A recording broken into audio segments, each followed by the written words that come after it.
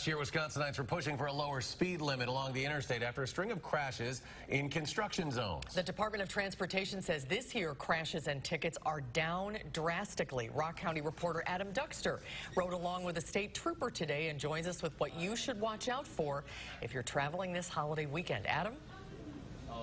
Well, Eric and Susan, the DOT says this past year has not only brought physical improvements to the roads, but improvements to how the drivers on the roads are driving themselves. And with one of the biggest travel weekends of the year coming up in just a few days, they're hoping that trend will continue.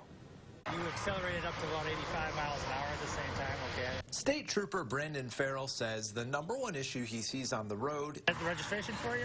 is speed. There's really no excuse for anybody not knowing the speed limit. This driver clocked going 85, and with 2 stretches of construction on the interstate between Madison and Beloit, that won't fly. Sometimes you'll see people that might be speeding because they're distracted.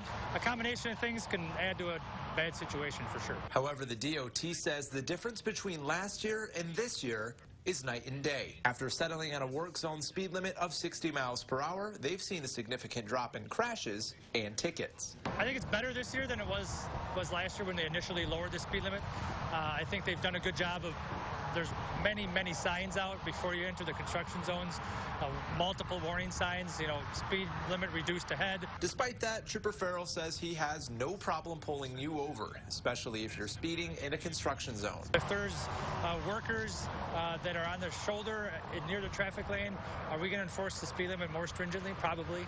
There's more concern, more necessary protection for those workers. However, this driver was lucky enough. This is just a written warning. It doesn't go into your driving record or affect it at all. To make it off with a warning. Keeping your following distance a little bigger and then watching your speed a little more closely too. So.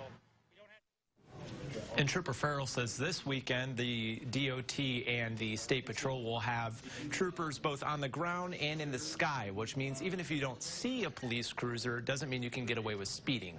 But he does say he is proud and glad to see how the numbers have dropped this year as compared to last year. Adam Duxter live in Janesville. Thanks, Adam. As severe